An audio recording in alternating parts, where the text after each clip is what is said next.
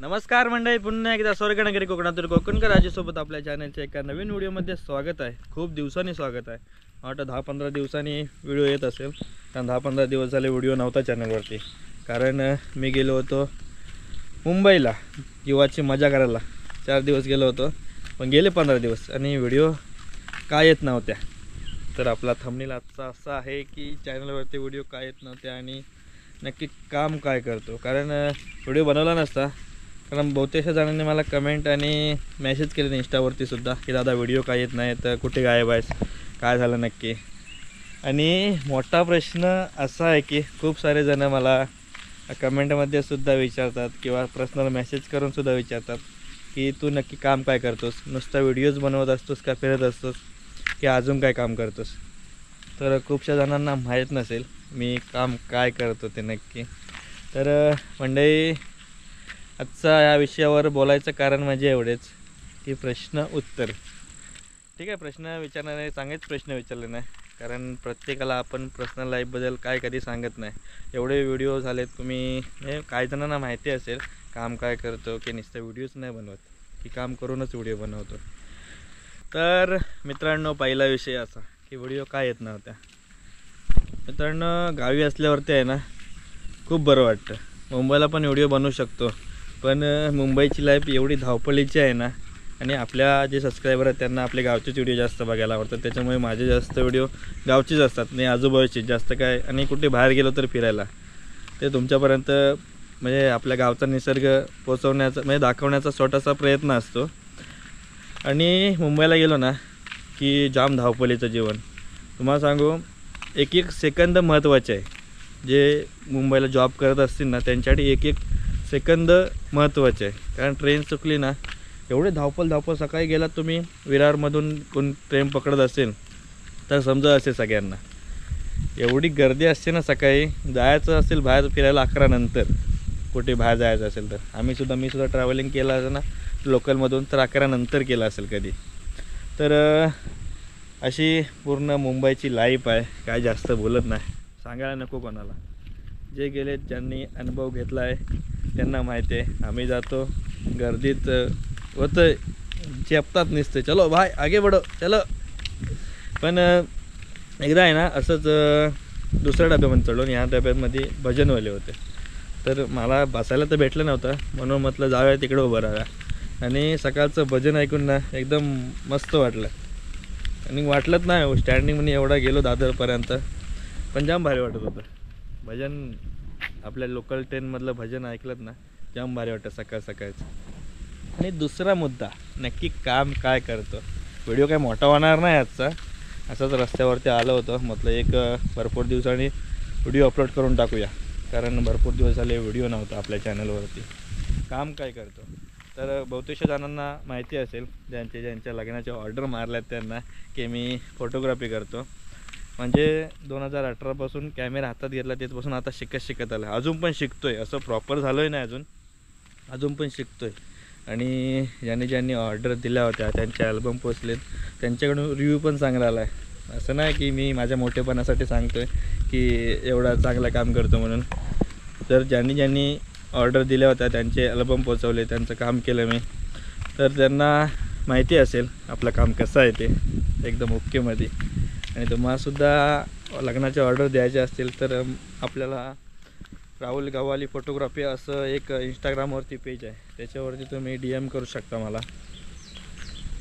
आणि भरपूर दिवस झाले त्याचंच काम चालू होतं, कारण आता सीझन संपवायचं, गणपती आले, सगळ्यांना अल्बम बघायचे असतात। परत घरचे म्हणतात अल्बम नाही दिला अजून, फोटोग्राफर करतात काय। त्याच्यामुळे मग त्याच्याच सगळे गडबडीत होतो, 10 दिवस झाले त्याच्याच मागे होतो। आणि आता अल्बम झालेत कंप्लीट, 1-2 राहिलेत, ते होतील। अर्धे गावी घेऊन आले, अर्धे मुंबईलाच दिले तिकडं। असं असतं फोटोग्राफर्सची लाईफ, भरपूर कठीण आहे। नुसती कॅमेरा घेतला म्हणजे फोटोग्राफर झाला नाही मित्रांनो, त्याच्याकडे भरपूर घासावे लागते।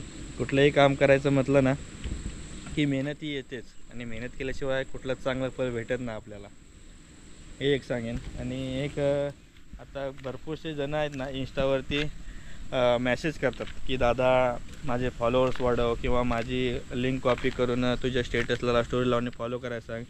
असं मित्रांनो नाही होत। आता मी जरी फॉलो करायला सांगितलं तुमचे सबस्क्रायबर वाढतील, पण ओळख निर्माण होणार ना तुमची. तुम्हाला स्वतःची ओळख निर्माण करायची असेल ना तर स्वतः काही ना काहीतरी लोकांपर्यंत पोहोचवलं पाहिजे, लोकांनी चांगलं म्हटलं पाहिजे. आपलं तसं नाही, हे सगळेजण मेसेज करणार दादा स्टोरी लाव, हे लाव ते लाव.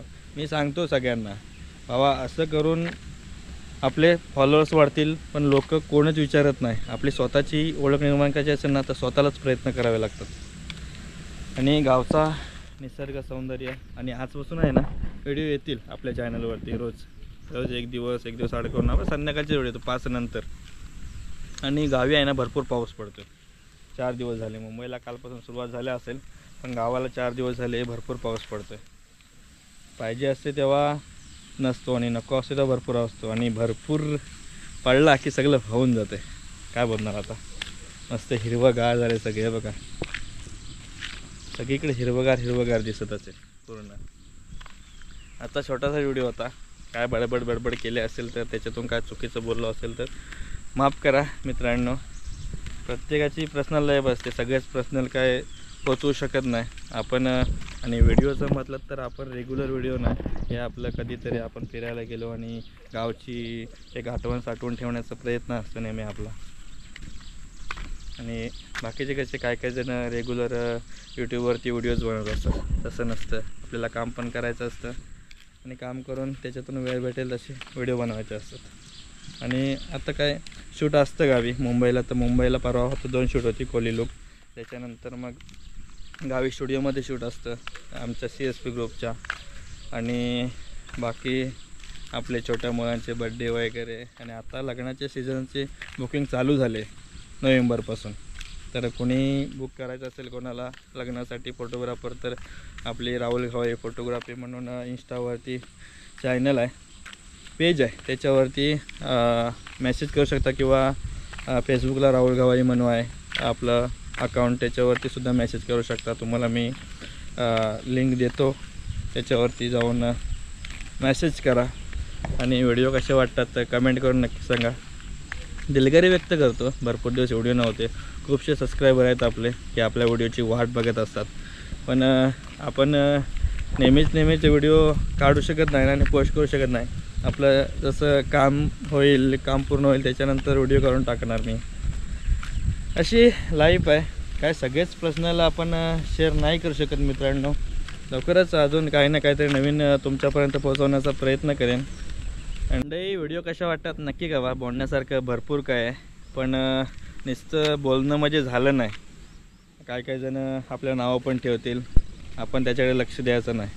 आपण मित्रांनो कायम आहे ना मेहनत करत राहा. मेहनतीचं फळ उशिरा का होईना पण चांगलंच भेटतं, एवढंच सांगेन.